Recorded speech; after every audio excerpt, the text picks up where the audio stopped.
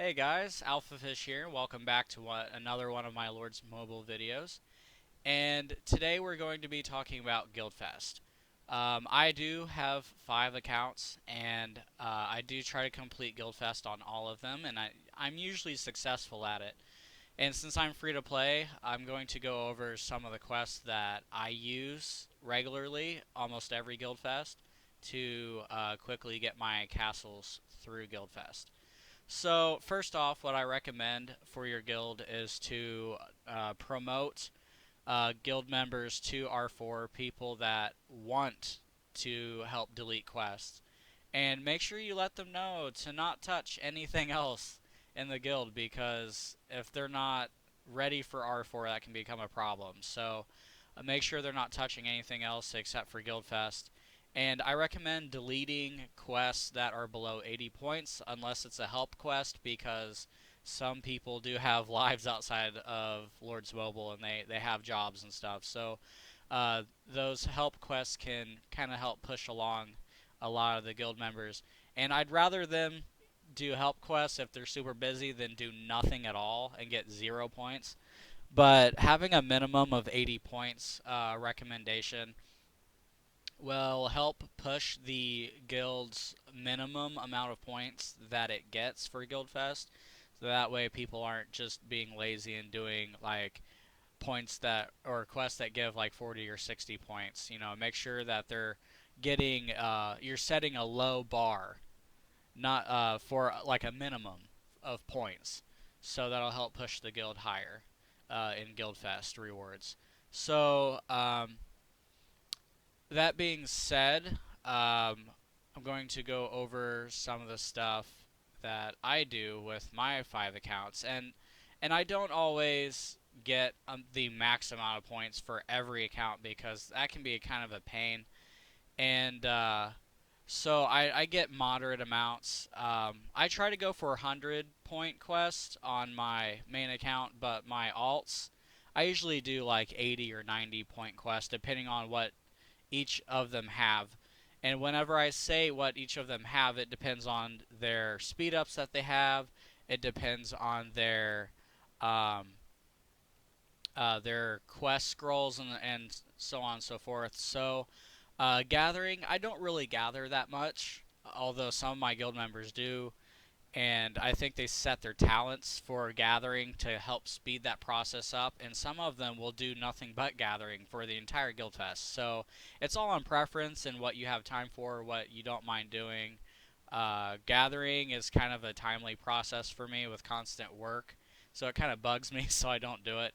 Um, we do have a guild bank, which I recommend having, because that opens the door for being able to do the supply quests, which are very useful, and some of them are very high point oriented. So you can easily get like a 90 or 100-point quest done with those, with just sending resources to the bank.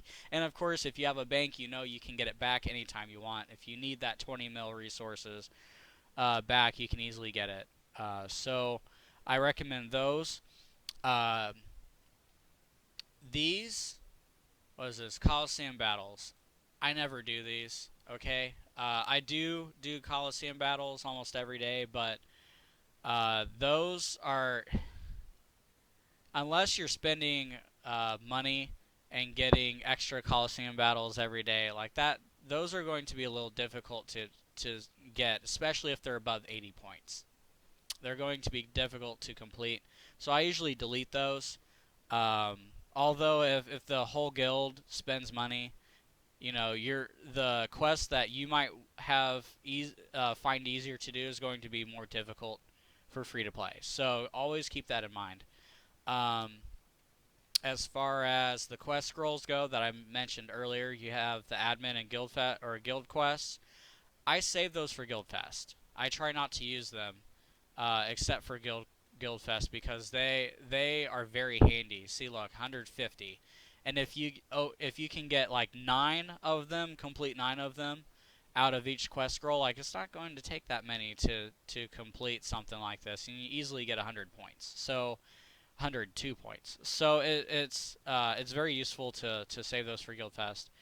Another thing that I do is cargo quests, cargo ship trades, um, especially during the week when I don't have a lot of time to sit here and just farm the crap out of these other quests. I'll just do those during the week and knock out a few of my quest attempts. And then on the weekend when I have time, I don't have as many quests to play catch up with or attempts to burn up. So, excuse me. So those are really helpful. Um, so these soldiers, like the troop training stuff, I usually don't do. I don't save my troop training stuff for Guildfest. I'm sure a lot of people do that. It's an option, but I feel like I'm in a time crunch, and if I don't necessarily have enough speed ups, then I can fail it, and like failing a bunch of attempts on different accounts can really set you back. So unless you do some math and you know that you can train that many troops, go for it. But typically I don't. I don't do that. So I usually delete these, especially if it's below 80 points. I delete them. Research tech. So research, I don't usually do research because you can't demolish research like you can buildings. So building might is a bit easier to get, especially if you have really good construction gear, and you can easily demolish a building and build it back. That is a possibility, but you need speed ups to do that. So I don't really do that either because I save my speed ups for troop training to grow my castle in general. So I don't do those, but there are a lot of people that do. So I'm going to delete this because I don't recommend those for a lot of my free-to-play guild members.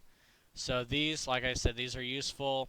I like to save these even though they're below 80 points. They're usually like 71 or 72. They don't get any lower than this. And these, like I said, these are really helpful for the guild members that don't usually have time to participate. But if they can log in twice a day and just hit that help all button, dude, these are easy to get, especially if you do it every day for the entire length of Guildfest, which is 7 days. These aren't too bad, At least you're getting points on certain castles, on certain guild members that you normally don't get points from.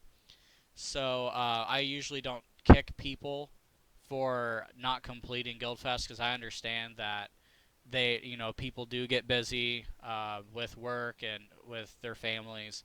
So I don't necessarily kick based on Guildfest activity, but if they're inactive, like in the guild, that's when I kick them. So I am lenient, and I do recognize that people have lives outside of Guildfest, or outside of Lords Mobile.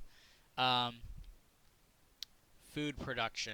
So I usually don't bother with these because a lot of them are below 80 points.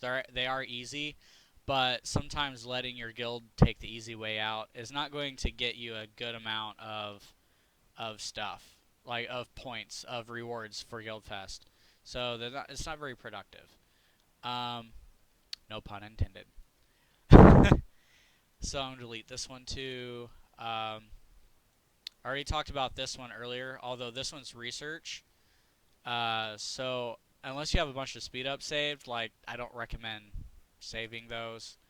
As far as like hunting goes, that can be a double-edged sword because you do have a time limit, and if you're trying to get it done fast, it's going to cost you more. It can cost you more energy because you can attack a higher level monster that's closer to your guild to reduce travel time, but then it costs you more energy. Where on the flip side, if you attack level 1 monsters, you have to kill more of them. It costs you less energy, but then you're time crunched trying to travel everywhere, trying to kill them. So I don't really do monster hunting for mine. I usually delete those because those are more like wishy-washy. You're not always going to be able to complete the quest attempt unless you have like monster hunting gear, which if you're free to play, you probably don't have any unless you're like me and you've been playing for several years and you've gotten lucky with the rewards of getting the item chest for materials for making those gear pieces, which you do get in Guildfest. So um, see, what am I missing? I feel like I'm missing something. So we covered the quest, we covered the helps, the gathering, and the supplying. Um, oh, right, the hell events. So I usually delete the hell events, even though some of them do give over 200 points. It's just that most of them are very hard to complete, especially for free to play. And since I participate in every guild fest, I usually can't save up enough stuff to get those done, so I usually don't worry about them. I do have a few members that use them, so I let them linger, usually for about a day, while they're listed. And if no one does them, I delete them.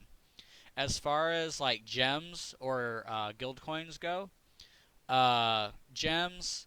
If you watch my videos, you know that I get a decent amount of gems, and I recommend saving your gems for Guildfest, and then getting when you do the quest. If you have a lower castle, use the gems to buy upgrade materials for like your battle hall and your prison and your treasure trove, so on and so forth.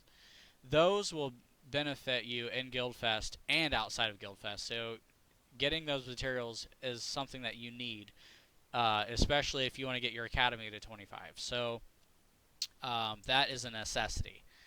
As far as if you have those done, then buy speed ups or like shields. You know, something that you are going to use almost every day. You know, if you're buying speed ups, I recommend buying 24-hour speed ups, 1 day speed ups, so you can use those to train your troops. Um, if you're buying shields, I recommend 1 day, okay, because like that's the bare minimum. You're not going to get a lot of use out of 8 hour or 4 hour shield. Plus, you get those from hunting and opening guild gifts, so don't buy those. Um, as far as guild coins go, uh, I usually make sure I have one migration scroll on hand at all times, and then after that, I start spending my guild coins on jewel chests. So save up your guild coins, and then use during Guild Fest. Use a guild coin quest, and then spend all of your coins on, or at least up to the limit, so you can get the quest done. Buy jewel chests is what I recommend, or a migration scroll if you don't have one yet.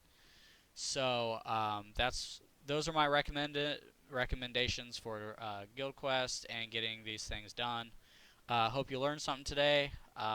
Like and subscribe. And of course, I will always see you in the next one. Peace out.